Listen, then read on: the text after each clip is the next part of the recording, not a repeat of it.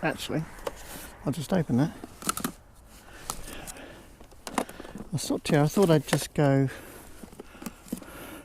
do a quick chat about my latest sort of modifications I've done to the bike.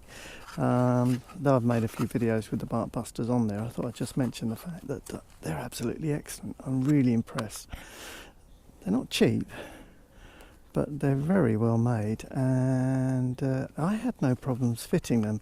The only slight hiccup I had was getting the bar weights out. I couldn't peel back. I've got heated grips, and even heating them or anything, I could not peel them back to get at the little locating slots that you push to get the spring to release the spring to let the weights out. But I managed just to get a thin screwdriver in there in the end and release the little spring clip, and then they pulled out no problem, and it all went together very well. I kind of bolted it on here first, but then left everything loose and just kept on just gently tightening things until I got them where I wanted. And I kind of imagined that they would be a real hassle, but they weren't at all. The other thing I fitted was a little USB port up on here, which was handy for the sat-nav. My sat-nav that's not very good. Honda actually fitted, or had them fit, a Honda point in there for like 12 volts cigarette lighter socket. Well, that has stopped working, and I've had a little look at it, and there doesn't seem to be any power getting through to it. So at some stage it looks like I've got to have a few more of these panels off and investigate why that's not working. This it's got a fuse lead on it, and I just wired it direct up to the battery. It's hopefully sealed. I don't think it will drain anything very much. Just obviously can't switch it off with ignition, so I'll have to be careful not to leave anything plugged into it.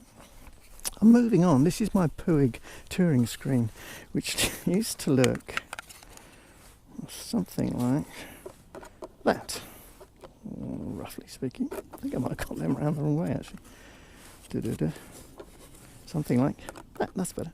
Yeah, used to look like that. Well, immediately you can see the problem. As soon as you turn the bark busters, you knock these bits of the screen. Also, you can't lock the bike.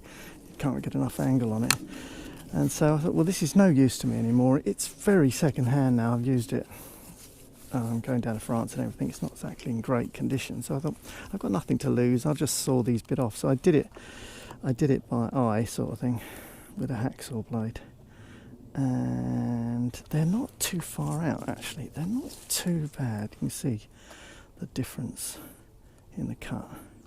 I just went for it because I thought, well, I could spend ages measuring this up, but I'll probably still mess it up.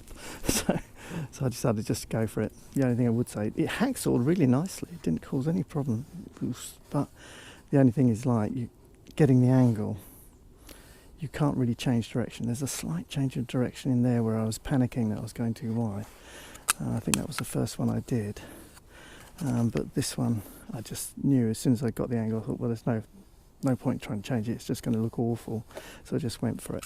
And actually it's worked out. I think it doesn't look too bad. I mean, if you don't look at too closely, I don't think you're going to notice that I've had a go at it with a hacksaw, and it does make a difference. It's definitely, I can feel it warmer, taking the breeze off my chest.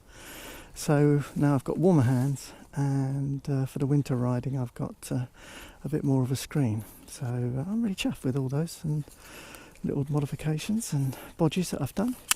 So that was it really. It's just a quick update on what I've done to the bike in the last few weeks. It's filthy dirty because I came back from Devon and I haven't cleaned it yet. My week off this week, so I'm going to try and attack it and get it clean again. I might end up going for more rides, so that may be at the end of the week. Yeah, so there we are.